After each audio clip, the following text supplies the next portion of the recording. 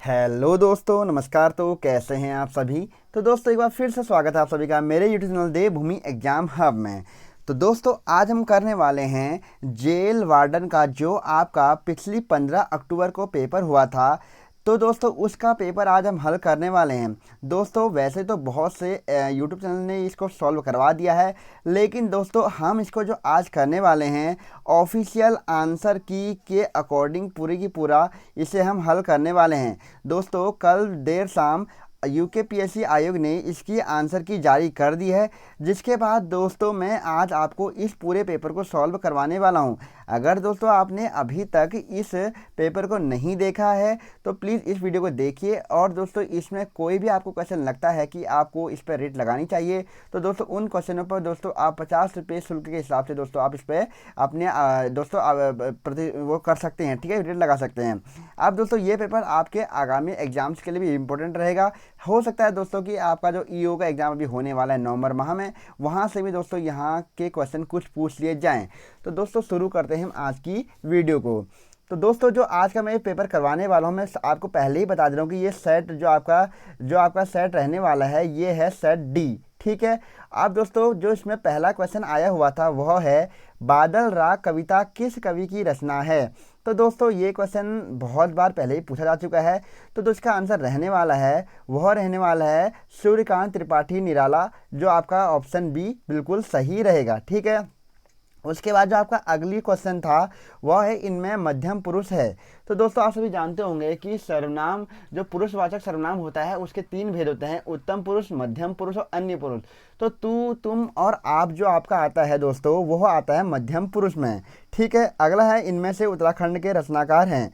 तो दोस्तों जो आपके जीत सिंह नेगी हैं वे आपके उत्तराखंड के रचनाकार हैं। चौथा क्वेश्चन है आचार्य हजारी प्रसाद द्विवेदी को उनकी किस पुस्तक पर साहित्य अकादमी पुरस्कार मिला था। तो दोस्तों ये क्वेश्चन पहले ही बहुत सारे एग्जाम्स में पूछा जा चुका है। तो आलोक पर्व जो आपकी रचना है आचार्य हजारी प्रसाद द्विवेदी जी की, उनको साहित्य अकादमी पुरस्कार इस पे मिला था। पांचवा क्वेश्चन दोस्तों आपका रहने वाला है वह है बिंद्रा नामक गढ़वाली नाटक के लेखक हैं। तो दोस्तों जो ये क्वेश्चन है ये सभी के लिए बिल्कुल नया क्वेश्चन है, और आपको इस क्वेश्चन को आगामी पेपर जिनके भी होने वाले हैं उनके लिए भी दोस्तों आपके लिए इंपॉर्टेंट क्वेश्चन हो जाएगा, क्योंकि ये पहली बार क्वेश्चन पूछा गया है। जो बिंद्रा है दोस्तों यह डॉक्टर पुरुषोत्तम डोभाल का दोस्तों आपका क्या है, ये गढ़वाली नाटक है, ठीक है दोस्तों। तो इसका आपको बिल्कुल ध्यान रखना, जो आंसर रहने वाला है ऑप्शन बी बिल्कुल सही रहेगा। अगला छठा क्वेश्चन है उपमेय में उपमान का निषेध रहित तो आरोप होने पर कौन सा अलंकार होता है। तो दोस्तों मैं आप सभी को बता दूं ये क्वेश्चन बहुत बार रिपीट हो चुका है, तो इसका आंसर रहने वाला है रूपक अलंकार, बिल्कुल सही आंसर रहेगा। अगर मैं बात करूं दोस्तों अगला क्वेश्चन है रिक्त किस शब्द का उपयुक्त वाक्यांश है। तो दोस्तों ये क्वेश्चन आपने अगर ध्यान दिया होगा तो कनिष्ठ सहायक जो अभी हाल में 400 से अधिक पदों पर जो हुआ था उसमें भी ये क्वेश्चन आया हुआ था कि जो आपके किसी की संपत्ति किसी के पास रखी जाती है उसे क्या बोलते हैं, या पुरानी पीढ़ी द्वारा नई पीढ़ी को मिलने वाली संपत्ति को क्या कहा जाता है, रिक्त कहा जाता है, ठीक है। ऑप्शन सी बिल्कुल सही रहेगा सातवें का। आठवां क्वेश्चन है इसमें अज्ञ शब्द का विलोम है। तो दोस्तों आप सभी को पता होगा कि जो अज्ञ का विलोम होगा वो क्या होगा, अज्ञ का होगा विज्ञ, ठीक है दोस्तों। अब दोस्तों जो आपका अगला क्वेश्चन रहने वाला है वह है HTML क्या है। दोस्तों जो आपका HTML होता है हाइपर टेक्स्ट मार्कअप लैंग्वेज, यह एक प्रकार की क्या होती है, वेब भाषा का एक प्रकार होता है, वेब भाषा, ठीक हो गया HTML। इसमें भाववाचक संज्ञा क्या होगा। तो दोस्तों जो आपकी इसमें भाववाचक संज्ञा रहेगी वो क्या रहेगी, भूख आपकी दोस्तों क्या रहने वाली है, भाववाचक संज्ञा का एक इसमें उदाहरण है। अगला अगर मैं बात करूँ दोस्तों इसमें प्रारूपण की विशेषता नहीं है।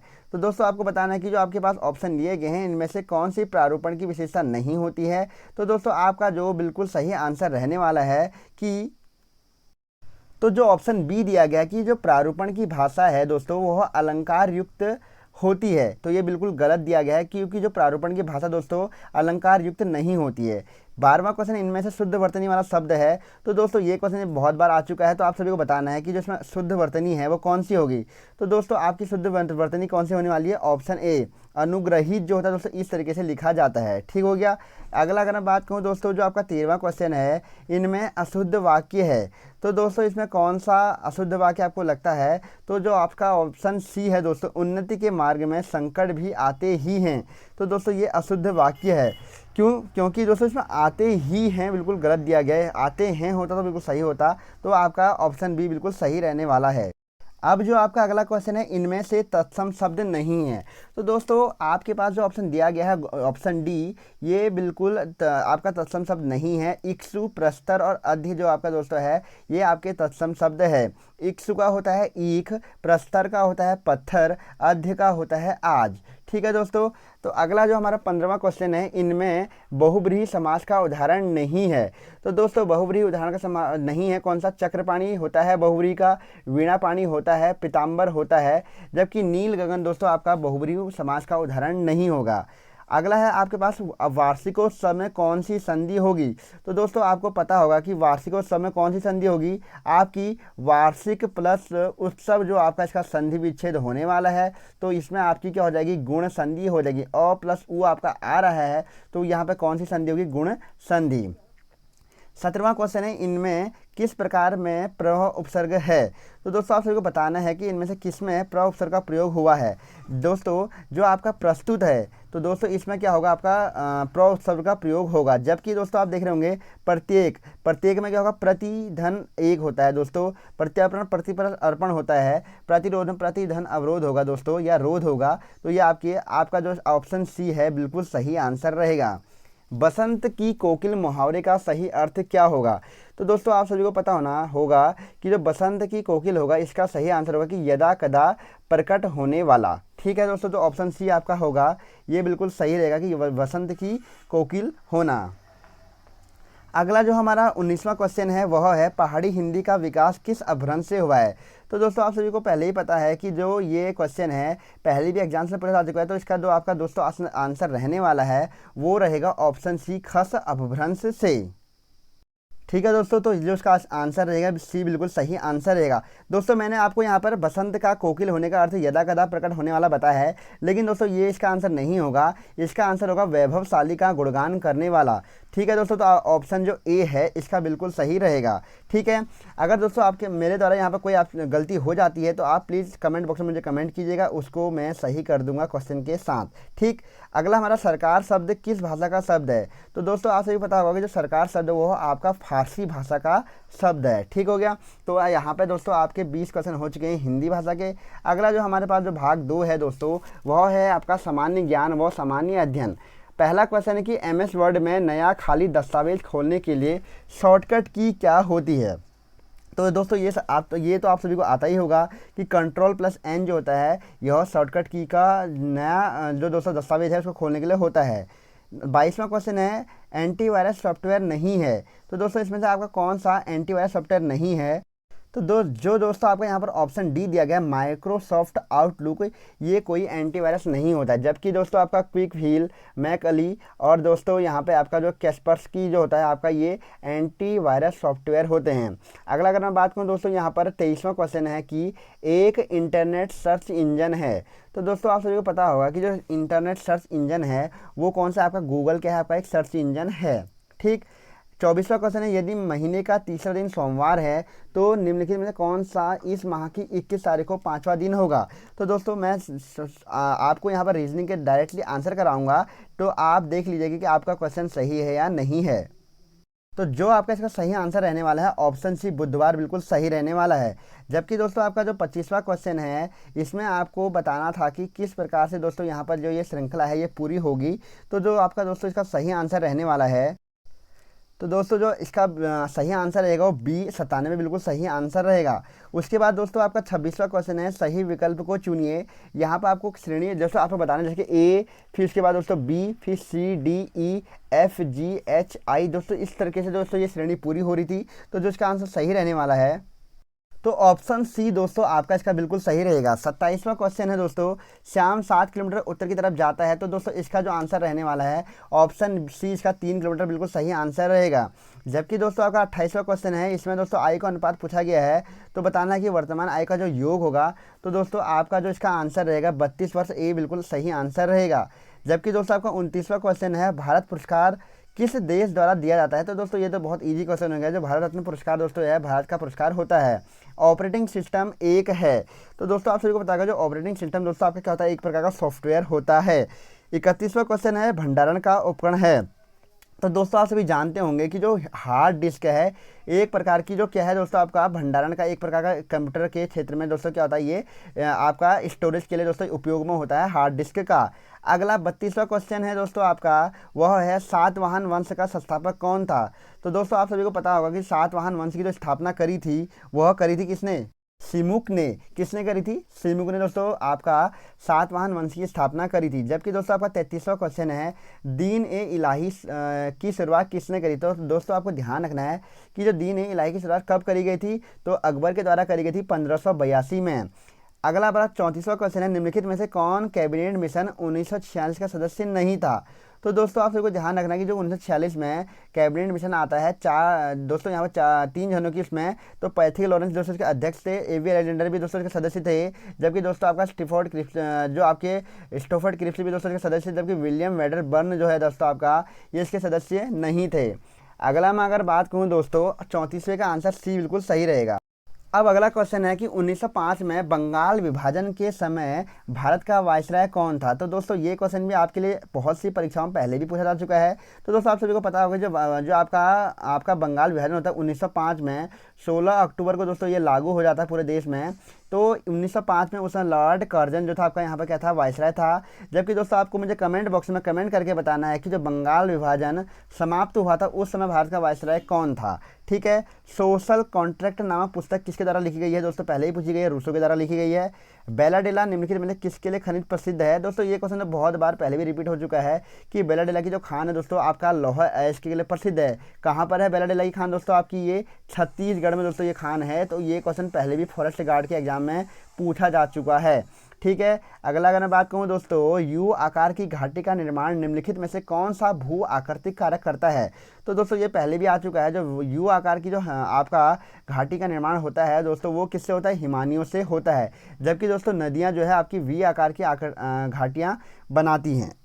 ठीक है, अगला क्वेश्चन है, निम्नलिखित में से किस भारतीय राज्य की सबसे लंबी तटरेखा है। तो दोस्तों आप सभी जानते होंगे सर्वाधिक तटरेखा वाला जो आपका राज्य है वह है आपका गुजरात। अगर मैं बोलूं दोस्तों दूसरे नंबर का जो राज्य है वो सर्वाधिक कौन लगाता है अपनी सीमा, वह है आपका दोस्तों आंध्र प्रदेश दूसरे नंबर का राज्य जिसकी सर्वाधिक सीमा समुद्र से लगती है। ठीक हो गया, उसके राज्यों की सबसे लंबी तटरेखा जो है। ठीक है, गुरु शिखर निम्नलिखित में किसकी जो दोस्तों ये शिखर है ये किसकी चोटी है। तो दोस्तों आपको बता दूंगा जो गुरु शिखर है आपका अरावली पर्वत की चोटी है सबसे ऊंची। ठीक हो गया, अगर मैं बात करूँ सतपुड़ा की दोस्तों कौन सी है, आप मुझे कमेंट बॉक्स में कमेंट करके बताइए। जबकि दोस्तों विंध्याचल पर्वत या विंध्य श्रेणी की जो सबसे ऊंची चोटी है उससे बोलते हैं हम क्या, सद्भावना शिखर, जिसे हम ये भी कहते हैं गुडविल पीक। ठीक है दोस्तों, ये भी आप सभी को ध्यान रखना है। अगला अगर मैं बात करूँ दोस्तों 41वां क्वेश्चन है, वेदा जनजाति में पाई जाती है। तो दोस्तों आप सबको ध्यान रखना है कि जो वेदा जनजाति है ये कहाँ पाई जाती है, श्रीलंका में पाई जाती है दोस्तों वेदा जनजाति। ठीक है दोस्तों, अब आपके पास क्वेश्चन है कि जो यहाँ पर दोस्तों आपके लिए यहाँ पर दोस्तों वेन आगरेक से क्वेश्चन आ चुका है। तो दोस्तों आपको बताना है कि इसमें से कितने जो शिक्षित युवा बेरोजगार हैं। तो दोस्तों जो आपका इसका सही आंसर रहने वाला है 19, इसका आपका आंसर की के अनुसार बिल्कुल सही आंसर रहने वाला है। 43वां क्वेश्चन है कि ए गुणा बी का अर्थ है दोस्तों, ये भी आप आसानी से कर सकते हैं। तो जो आपका दोस्तों इसका सही आंसर रहेगा वो रहेगा आपका ऑप्शन सी बिल्कुल सही रहेगा। मृच्छकटिकम किसके द्वारा लिखी गई है दोस्तों, ये क्वेश्चन पहले भी आ चुका है। तो मृच्छकटिकम जो लिखी गई है दोस्तों ये लिखी गई है शूद्रक के द्वारा। ठीक है, आगे भी आगामी पेपर्स के लिए इंपॉर्टेंट हो सकता है। अगला हमारे पास जो क्वेश्चन है वह है, संविधान के किस संशोधन से यह स्पष्ट किया गया कि प्रधानमंत्री सहित मंत्रियों की संख्या लोकसभा की कुल संख्या से 15% से अधिक नहीं हो सकती है। दोस्तों अच्छा क्वेश्चन है और पॉलिटी का दोस्तों ये बहुत अच्छा क्वेश्चन पूछा गया है। तो दोस्तों जो इसका आंसर बिल्कुल सही रहेगा 92वां संविधान संशोधन जो दोस्तों आपका हुआ था, इसके तहत क्या करा गया था, मंत्रिपरिषद की जो संख्या है 15% से अधिक नहीं होगी ये तय कर दिया गया था। अगला आपके पास क्वेश्चन है 46वां, संयुक्त राष्ट्र मानवाधिकार आयोग का मुख्यालय कहाँ पे है? तो दोस्तों जो आपका राष्ट्र मानवाधिकार आयोग जो है, संयुक्त राष्ट्र मानवाधिकार आयोग है, इसका जो मुख्यालय आपका रहने वाला है वह है कहाँ पर? जिनेवा में। ठीक है, अच्छा क्वेश्चन है, आगे भी आपके लिए पूछा जा सकता है, तो आपको ध्यान में रखना है। ठीक, अगला अगर मैं बात करूँ दोस्तों, जो आपका अगला क्वेश्चन है वह है 47वां, 2019 के नागरिकता संशोधन अधिनियम के अनुसार निम्नलिखित में से किस एक देश के अवैधानिक प्रवासी नागरिकता के लिए अनहित हो नहीं होंगे? तो दोस्तों इसके अनुसार जो दोस्तों किस देश के दोस्तों आपके लिए नहीं होंगे, तो दोस्तों आपका जो इसको बिल्कुल सही आंसर रहने वाला है 47वें का, तो वो रहेगा दोस्तों आपका किसका? यहाँ पर ऑप्शन बी बिल्कुल सही रहेगा दोस्तों, यह है श्रीलंका। ठीक हो गया। उसके बाद दोस्तों आपका जो 48वां क्वेश्चन है, स्टार्टअप इंडिया कार्यक्रम किस वर्ष प्रारंभ हुआ था? दोस्तों ये पहले भी बहुत सारे एग्जाम से पूछा गया है स्टार्टअप इंडिया, तो दोस्तों आपको ध्यान रखना है कि 2016 में इसको शुरू किया गया था स्टार्टअप इंडिया को। 49वां क्वेश्चन है, भारत सरकार योजना आयोग के अंतिम अध्यक्ष कौन थे? तो दोस्तों ये भी आपके लिए इंपॉर्टेंट रहेगा 49वें का, तो वो रहेगा दोस्तों आपका श्री नरेंद्र मोदी। दोस्तों जो आपके अंतिम अध्यक्ष कौन थे? यही थे। ठीक हो गया। ठीक है दोस्तों, क्योंकि दोस्तों आप सभी को पता होगा कि 15 अगस्त 2014 को यहाँ पर प्रधानमंत्री मोदी के द्वारा क्या कर दिया गया था? योजना आयोग को समाप्त करने की बात कही गई थी, जिसके बाद दोस्तों आपका 1 जनवरी 2015 से दोस्तों क्या होता है? आपका नीति आयोग को नीति आयोग नया आयोग एक बनाया गया था। ठीक हो गया, तो आपका आंसर बिल्कुल बी बिल्कुल सही रहेगा। ठीक है, उसके बाद अगर बात करूँ 50वां क्वेश्चन है कि पेटेंट अधिनियम लागू हुआ था, तो दोस्तों ये क्वेश्चन भी आपके लिए पूछने वाला है आगे एग्जाम्स में, ये भी आपके लिए बहुत इंपॉर्टेंट रहेगा कि जो भारत में पेटेंट अधिनियम है दोस्तों ये कब से लागू हुआ था? 1970 से दोस्तों ये लागू हुआ था। ठीक है, अच्छा क्वेश्चन है। 51वां क्वेश्चन है, भारत में प्रथम पंचवर्षीय योजना निम्नलिखित में से किस वर्ष से प्रारंभ की गई थी? तो दोस्तों आप सभी को ध्यान रखना है कि जो भारत में पहली जो आपकी प्रथम पंचवर्षीय योजना थी वह 1951 से 56 के बीच में चली थी। ठीक हो गया। उसके बाद 52वां क्वेश्चन है, 20 सूत्रीय कार्यक्रम निम्नलिखित में किसने आरंभ किया था? तो दोस्तों आप सभी को ध्यान रखना है, जो 20 सूत्रीय कार्यक्रम था दोस्तों, पहले तो आपको यह ध्यान रखना है कि इंदिरा गांधी के समय दोस्तों ये स्टार्ट हुआ था, और दोस्तों कब हुआ था 20 सूत्रीय कार्यक्रम? 1975 में दोस्तों 20 सूत्रीय कार्यक्रम इसको शुरू किया गया था। आप मुझे कमेंट बॉक्स में क्वेश्चन ये आपको कमेंट करना है कि 20 सूत्रीय कार्यक्रम कौन सी पंचवर्षीय योजना के दौरान लागू किया गया था। ईडन गार्डन मैदान कहाँ है? तो दोस्तों आप सभी को बताना है कि जो ईडन गार्डन है वो कहाँ पर है? ईडन गार्डन दोस्तों जो आपका है कोलकाता में है। अगर मैं बात करूँ दोस्तों आपका मेलबर्न क्रिकेट क्लब मैदान किस देश में है? तो दोस्तों आप सभी को पता है मेलबर्न जो है ऑस्ट्रेलिया में है। पहले किस खेल से संबंधित है दोस्तों? तो पहले दोस्तों आप सभी को पता होगा कि दोस्तों फुटबॉलर हैं, और दोस्तों हाल ही में कुछ साल पहले दोस्तों आपका इनका निधन हो गया था, और दोस्तों इनका संबंध किस टीम से था? ब्राज़ील से दोस्तों इनका संबंध था। तो दोस्तों ये भी आपके लिए आगामी पेपर्स के लिए बहुत इंपॉर्टेंट रहने वाले हैं, तो आप सभी को ध्यान में रखना है। ठीक हो गया, तो 55 का ऑप्शन सी बिल्कुल सही रहेगा। अब दोस्तों 56वां क्वेश्चन है, स्प्रिंगफील्ड कॉलेज किस देश में है? तो दोस्तों ये क्वेश्चन भी नया है, जो स्प्रिंगफील्ड कॉलेज है ये किस देश में है? तो दोस्तों यूएसए में दोस्तों आपका ये स्प्रिंगफील्ड कॉलेज है। स्कूल ऑफ लिपजिंग किस देश में है दोस्तों? तो ये भी नया क्वेश्चन है दोस्तों, तो स्कूल ऑफ लिपजिंग है दोस्तों ये आपका जर्मनी में है। 1878 का वर्नाकुलर प्रेस एक्ट जब पारित किया गया था उस वक्त भारत के गवर्नर जनरल एवं वायसराय कौन थे? तो दोस्तों आपको बताना है कि जो आपका 1878 का जो वर्नाकुलर प्रेस एक्ट आया था उस समय कौन था आपका वायसराय? तो दोस्तों जो ऑप्शन बी है लॉर्ड लिटन आपका बिल्कुल सही आंसर रहने वाला है। जबकि दोस्तों 59वां क्वेश्चन है, राम प्रसाद बिस्मिल और अशफाक उल्लाह खां को निम्नलिखित में से किस मामले में फांसी दी गई थी? तो दोस्तों आप सभी को पता होगा कि जो राम प्रसाद बिस्मिल और अशफाक उल्लाह खां हैं इनको काकोरी षड्यंत्र केस में दोस्तों यहाँ पर इनको दोषी ठहराया गया था। अगर मैं बात कहूँ कि निम्नलिखित में से कौन एक मराठी राष्ट्रवादी लेखक थे, तो दोस्तों आप सबको ध्यान रखना है कि जो आपका यहाँ पर ऑप्शन डी है, तो दोस्तों ये क्या थे? आपके भारतेंदु हरिश्चंद्र दोस्तों आपके राष्ट्रवादी मराठी लेखक थे। सॉरी दोस्तों, तो इसका आंसर रहेगा वो रहने वाला है आपका ऑप्शन बी विष्णु शास्त्री चिपलुणकर, जो आपका चिपलुणकर ये आपके मराठी राष्ट्रवादी लेखक थे। जबकि दोस्तों आपका अब आने वाला है दोस्तों भाग 3 उत्तराखंड। दोस्तों हम देखेंगे कैसी आई है इसमें उत्तराखंड। तो दोस्तों पहला क्वेश्चन है कि उत्तराखंड में गोरखा शासनकाल में ब्राह्मणों पर लगने वाला कर था। तो दोस्तों आप सभी को पता कि जो कुशही कर था जो ब्राह्मणों पर लगाया गया था। उत्तराखंड का लोक वाद्य यंत्र नहीं है, तो दोस्तों इसमें से कौन सा आपका लोक वाद्य यंत्र नहीं है? तानपुरा दोस्तों उत्तराखंड का लोक वाद्य यंत्र नहीं है। कालसी शिलालेख का संबंध किससे है? अशोक से है। 64वां क्वेश्चन है दोस्तों, चार धाम परियोजना निम्नलिखित में से किस कार्य से संबंधित है? तो दोस्तों आप सभी को पता है कि सड़क निर्माण से है। उसके बाद दोस्तों अगर मैं बात कहूँ उत्तराखंड की सरकार की गोल्डन कार्ड योजना किससे संबंधित है दोस्तों? तो गोल्डन कार्ड योजना दोस्तों तो आपका संबंध है, बी ऑप्शन बिल्कुल सही रहेगा दोस्तों, निःशुल्क उपचार से संबंधित है गोल्डन कार्ड योजना। ठीक हो गया। उसके बाद अगर बात करूँ 2011 की जनगणना के अनुसार उत्तराखंड राज्य की साक्षरता दर कितनी थी? तो 78.82% दोस्तों आपकी उत्तराखंड राज्य की साक्षरता दर रही थी। अगला क्वेश्चन है, उत्तराखंड सरकार द्वारा वर्ष 2013 में महिला सशक्तिकरण के लिए निम्नलिखित में से कौन सी योजना प्रारंभ की गई थी? तो 2013 में दोस्तों महिलाओं के सशक्तिकरण के लिए उत्तराखंड में कौन सी योजना जो प्रारंभ करी गई थी दोस्तों, वह है निर्भय योजना। दोस्तों यहाँ पे शुरू की गई थी निर्भय योजना।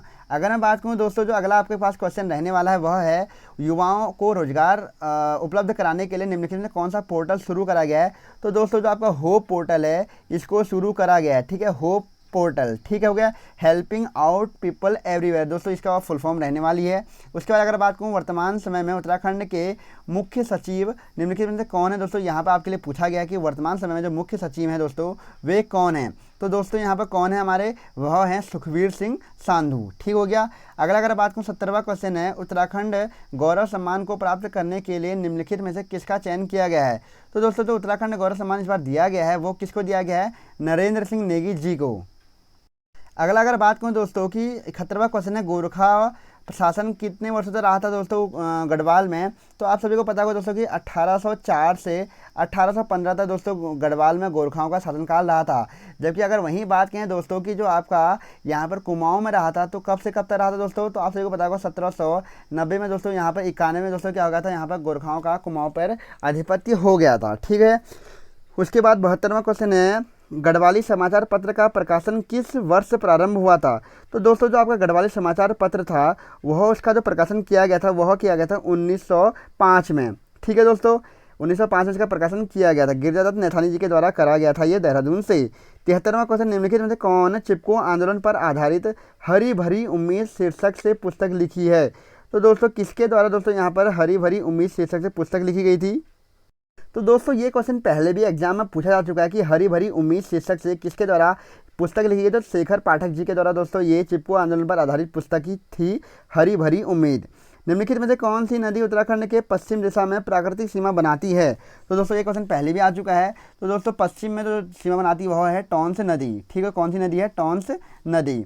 अगला हमारे पास 75वां क्वेश्चन, निम्नलिखित में से कौन सी जनजाति उत्तराखंड से संबंधित नहीं है? तो दोस्तों आप सभी को पता होगा कि जो गद्दी जनजाति है दोस्तों ये उत्तराखंड से संबंधित नहीं है। किससे है? हिमाचल प्रदेश में दोस्तों ये पाई जाती है। अगला अगर मैं बात करूँ टिहरी बांध का निर्माण किन दो नदियों के संगम पर हो रहा है? दोस्तों बहुत इजी क्वेश्चन है, आप सभी को पता होगा भागीरथी और भिलंगना नदी के तट पर हो रहा है। कितने मेगावाट की है दोस्तों ये परियोजना? 2400 मेगावाट की दोस्तों ये परियोजना है, जिसमें से कि दोस्तों 2000 मेगावाट की दोस्तों ये भागीरथी और भिलंगना नदी पर है। जबकि दोस्तों आप सभी को जानते होंगे कि टिहरी डैम से लगभग दोस्तों 400 मीटर की दूरी पर 400 मेगावाट की दोस्तों आपका क्या है यहाँ पर 400 मेगावाट की एक परियोजना और है, जिसमें कि दोस्तों यहाँ पर क्या होता है आपका बिजली का उत्पादन किया जाता है।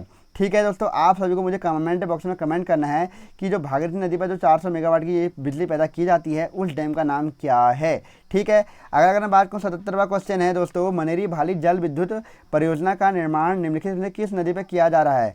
तो मनेरी भाली जल विद्युत परियोजना भागीरथी नदी पर है दोस्तों। अगर मैं बात करूँ दोस्तों अगला क्वेश्चन 78वां क्वेश्चन है कि उत्तराखंड की उप जनजाति का निवास स्थान उच्च पर्वतों में नहीं है। तो दोस्तों कौन सी जनजाति ऐसा है जो जिनका जो स्थान नहीं है? तो दोस्तों आप जानते हैं कि तोलसा, सौका और दोस्तों यहाँ मारछा जो है दोस्तों आपके क्या हैं उच्च पर्वतों में, जैसे कि खुनका दोस्तों आपका इसमें उच्च पर्वतों में निवास नहीं करती है। ठीक है। अगर बात करूँ गोविंद वन्यजीव अभ्यारण्य कहाँ पर है दोस्तों? तो उत्तरकाशी जिले में अवस्थित है। निम्नलिखित में से कौन सा युग्म सम्मिलित नहीं है? लिपुलेख दर्रा पिथौरागढ़ बिल्कुल सही है, जबकि ट्रेल जो है दोस्तों बागेश्वर में सही है। बाड़ा होती चोर होती दोस्तों उत्तरकाशी। अगला दोस्तों इसमें आपको बताना है कि इसमें कौन सा सही नहीं है। तो दोस्तों जो आपका यहाँ पे बाड़ा होती होगा दोस्तों ये बिल्कुल सही आंसर रहेगा कि जो ये उत्तरकाशी में ना होगा दोस्तों कहाँ पर है? चमोली में दोस्तों ये आपका है। ठीक हो गया।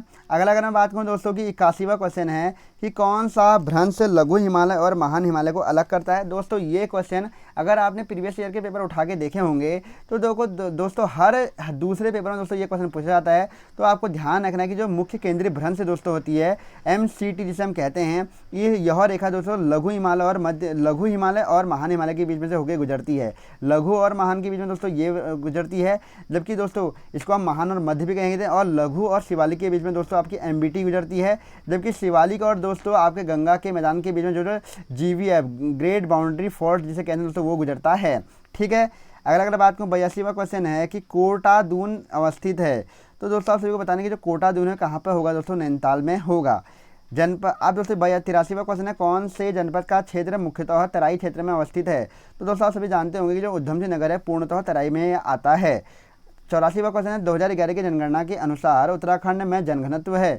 तो दोस्तों आप सभी जानते होंगे जो उत्तराखंड का जनघनत्व है दोस्तों वो 189 है। ठीक है, जबकि 382 दोस्तों आपका किसका है, भारत का दोस्तों ये जनघनत्व है। ठीक हो गया।